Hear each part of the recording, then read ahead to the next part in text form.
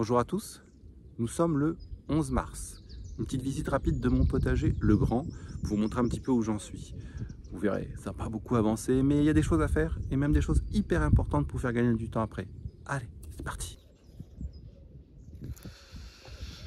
Donc voilà, je vous rappelle, il fait à peu près 25 mètres de long sur 5 mètres de largeur. Donc ici, j'ai occulté avec un voile d'occultation tout neuf, ça je viens de le faire. J'ai retourné un petit peu la terre parce que c'était plein de mauvaises herbes. C'est ma deuxième année, donc autant dire c'est un terrain qui est resté 3 ans sans être entretenu. Il y avait du travail, j'ai un peu galéré l'année dernière et je continue à occulter un maximum. Donc j'ai mis ce voile d'occultation, il m'en faut un autre pour là. J'irai en chercher un autre, j'ai trouvé ça chez Action à 3 balles, donc c'est plutôt pratique.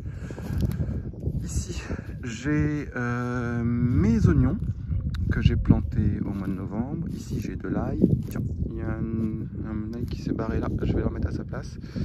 De l'oignon blanc et mes échalotes. Et j'ai un futur rang d'échalotes que je vais mettre là cette semaine.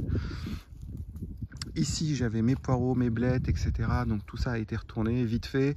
Je vais occulter. Je ne suis pas un gros adepte du travail du sol.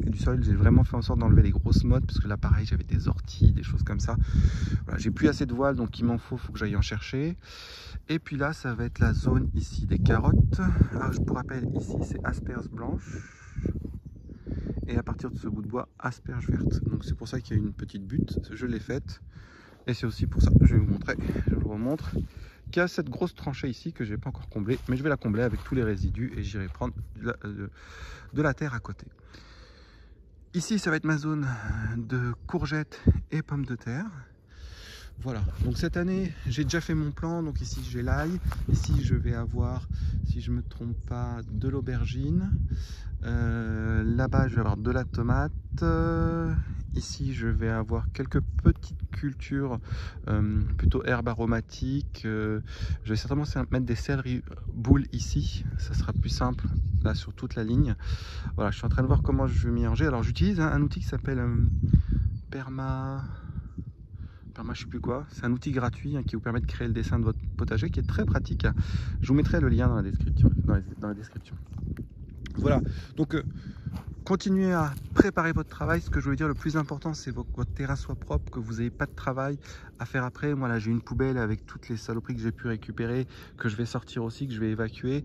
Donc préparez votre terrain pour que vous soyez le moins embêté, que vous ayez le moins de traitement. Pareil, j'ai acheté une débroussailleuse à pile chez Aldi. Tiens, je ferai le test aussi, pourquoi pas, pour débroussailler un petit peu tout ça. Donc sortez les gravats, sortez toutes les saloperies pour que vous puissiez travailler tranquillement et que vous ayez un terrain un peu plus adapté. Moi là au fond, la petite cabane qui existait quand je suis arrivé, je vais la refaire en propre. On peut pas construire de cabane, on n'a pas le droit ici, hein, on n'est pas propriétaire, mais je vais juste faire un truc propre pour pouvoir laisser les outils qui prennent pas l'eau avec 2 plexis, hein, voilà, ou des planches, hein, je verrai.